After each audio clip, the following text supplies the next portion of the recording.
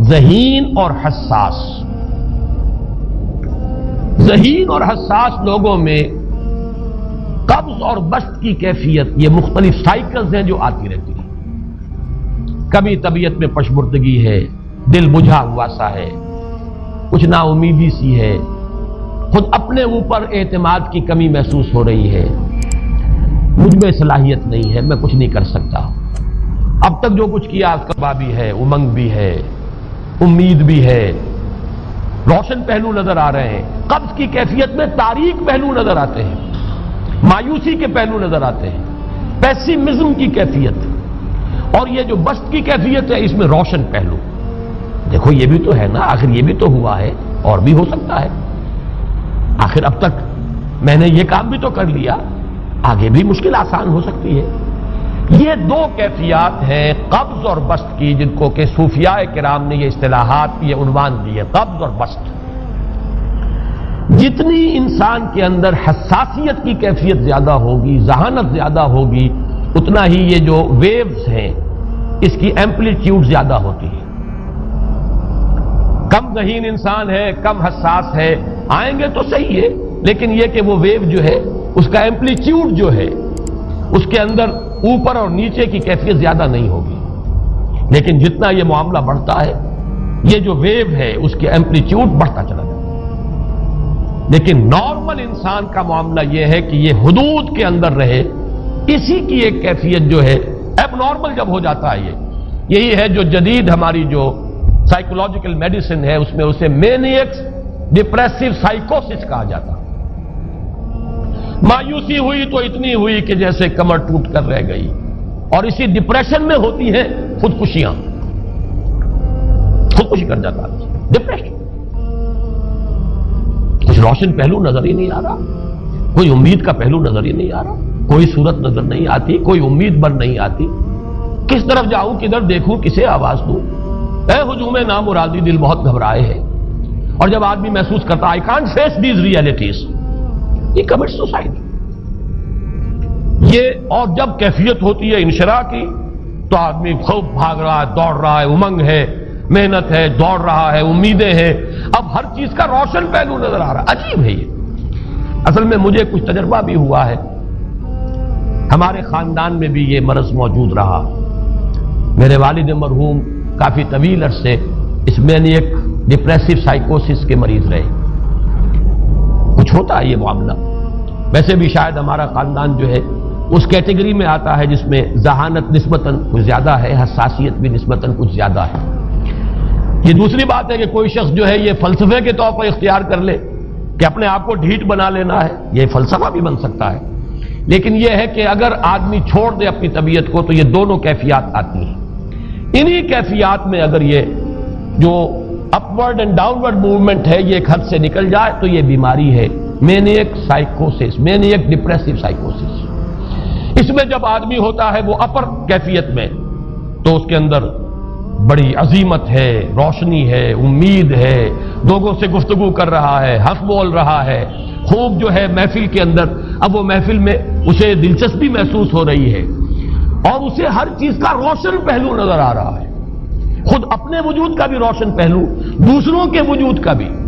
دوسروں کی بات میں سے بھی وہ اچھا پہلو تلاش کریں گے، وہ برا پہلو تلاش نہیں کریں گے. جب دوسری کیفیت ہے ڈپریشن کی، ہر ایک کی بات میں کوئی برائی نظر آئے گی، کوئی اس کی نیت کا فطور ہے، کوئی فساد ہے، کوئی یہ جو ہے بدنیتی کے ساتھ یہ بات کر رہا ہے، کوئی خیر کہیں ہے ہی نہیں، برائی ہی برائی ہے، مایوسی ہی مایوسی ہے، بدلی ہی بدلی. یہ ہے در حقیقت وہ کیفیت. اس کو غالب نے بہترین انداز میں تعبیر کیا ہے. ذہین اور حساس انسانوں میں ان کی جو ترقی ہے وہ انہی مراحل سے ہو کر گزرتی ہے. اور ہر ڈپریشن کے بعد، ڈپریشن میں اس سینس میں استعمال نہیں کر رہا یعنی بیماری کی حد تک پہنچنے والی ڈپریشن نہیں، صرف قبض کی حد تک پہنچنے والا معاملہ. ہر قبض کے بعد جب بسط آتا ہے تو آگے ترقی ہوتی ہے، جس کو آپ کہتے ہیں بائی لیپس اینڈ باؤنڈس. آدمی جو ہے چھلانگ لگاتا ہے، گویا کہ ایک درجہ جو پہلے تھا اس سے آگے درجہ انسان کا جو ہے اس سے بلند تر پوزیشن پر انسان پہنچتا ہے. ہر قبض کے بعد جو نیا بسط آتا ہے وہ ایک نئی کیفیت، نئی شان، نئی بلندی، نئی رفعت لے کر آتا ہے. اس کو غالب نے تعبیر کیا ہے بہت خوبصورت انداز ہے. رکتی ہے میری طبع تو ہوتی ہے رواں اور. یعنی شاعر بھی کبھی ایسا وقت آتا ہے شعر جو ہے اس پر نازل ہی نہیں ہو رہا, شعر نہیں کہہ پا رہا, طبیعت میں رکاوٹ سی ہے, بندش سی ہو گئی ہے, کوئی کلام موضوع ہو ہی نہیں رہا.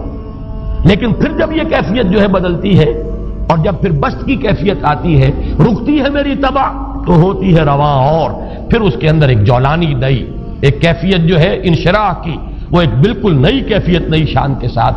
یہ ہے وہ معاملہ جو ان آیات مبارکہ کے پس منظر میں ہے.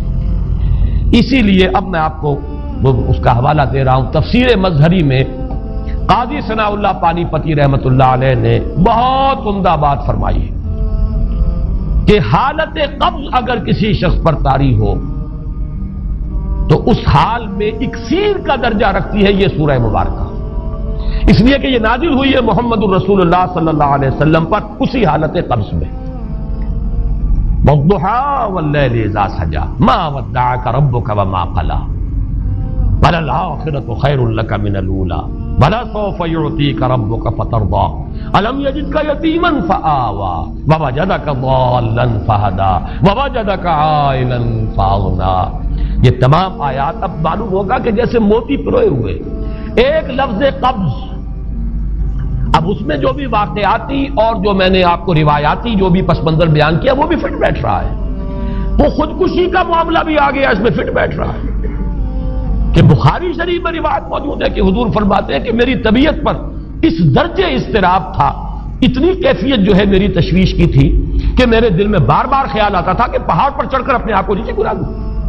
یہ سارے معاملات اب آپ کو محسوس ہوگا جیسے تمام کڑیاں جو ہے وہ جڑ گئی, جیسے رات کو اب آپ اٹھ نہیں پا رہے, اضمحلال ہے, اعصابی جو ہے اعصاب اس درجے متاثر ہو چکے ہیں. صرف یہ ایک احساسات کی کیفیت نہیں ہے, آپ کی قوت فعلی جو ہے قوت عملی وہ بھی اس درجے متاثر ہو چکی ہے کہ کئی راتیں گزر گئی اور آپ رات کو نہیں اٹھ سکے, جس پر کہ ام جمیل کو یہ کہنے کا موقع مل گیا کہ معلوم ہوتا محمد تمہارا شیطان تمہیں چھوڑ گیا. اب یہ جملہ اپنی جگہ پر اس کی کاٹ ہے یقیناً, اس سے یضیق صدرک بما یقولون, لیکن وہ کیفیت جس کی وجہ سے یہ جملہ آیا ہے اس پر نگاہ دوڑائیے, اس پر نگاہ کو مرکوز کریں گے تو معلوم ہوگا ایک لفظ قبض, یہ قبض کی ایک کیفیت تھی. اس قبضی کی کیفیت کا ایک مظہر یہ ہے کیونکہ یہ بھی تو در حقیقت قلب مبارک جو ہے محمد الرسول اللہ صلی اللہ علیہ وسلم کا, اسی پر تو وحی کا نزول ہوتا تھا. یہ بھی وہی داخلی احساسات و کیفیات کا معاملہ ہے, یہی بھی در حقیقت یہ واردات قلبیہ ہی کا سارا معاملہ ہے. اس کو آپ خارج سے تعبیر نہیں کر سکتے, نہ ابھی کوئی ایسے مصائب تھے, نہ ایسی کوئی مشکلات تھیں, نہ ابھی کوئی رد و قضا ایسی شروع ہوئی, نہ ابھی کوئی بحث و نزاع کا معاملہ ایسا ہوا, نہ کوئی ابھی کوئی فزیکل پرسیکیوشن شروع ہوئی. یہ سب داخلی ہی کیفیات ہیں, اور ان داخلی کیفیات کے حوالے سے ان سورہ مبارکہ کو اگر صحیح سمجھا ہے تو صوفیہ نے سمجھا. وہ جو اقبال کا شعر ہے کہ کچھ جو سمجھا میرے شکوے کو تو رضواں سمجھا, مجھ کو جنت سے نکالا ہوا انسان سمجھا. اور کون سمجھے گا؟ وہ تو سمجھے گا کہ دکھے ہوئے وہ دل کی صدا ہے, وہ کیا ہے جو اقبال کی وہ ایک نظم ہے پرندے کی فریاد, گانا اسے سمجھ کر خوش ہونا سننے والے. یہ تو در حقیقت ایک دکھے ہوئے دل کی صدا, فریاد یہ صدا ہے. تو یہ کیفیت جو ہے رضوان سمجھ سکا ہے جو کہ داروغہ جنت ہے, اس نے سمجھا یہ وہی آدم جو نکالا گیا تھا یہاں سے, یہ اس کی فریاد ہے. کچھ جو سمجھا میرے شکوے کو تو رضواں سمجھا, اس کو جنت سے نکالا ہوا انسان سمجھا. تو واقعہ یہ ہے کہ اس سورہ مبارکہ کا صحیح فہم اگر حاصل ہوا ہے وہ امام راضی کو حاصل ہو ہی نہیں سکتا. وہ عقل اور منطق کی گتھیاں سلجھانے والے آدمی ہیں, اپنی جگہ ان کی کنٹریبیوشن بہت. یہ لغت اور ادب کا کوئی خاص مسئلہ اس میں ہے ہی نہیں کہ زمخشری اس میں کوئی جولانی دکھائیں اپنی, اس میں کوئی ایسا اشکال ہے ہی نہیں, نحوی اشکال ہی نہیں. لیکن یہ واردات قلبیہ کا معاملہ ہے, احساسات باطنی کا معاملہ ہے, یہ نفسیات انسانی کا معاملہ ہے. اور اس کو وہی سمجھ سکتے ہیں کہ جو ماہرین علم نفس ہیں, اور وہ ہیں صوفیاء کرام ہمارے ہاں, جن کا وہ ذوق ہے باطنی کیفیات و احساسات, جن کا موضوع کہ یہ در حقیقت حالت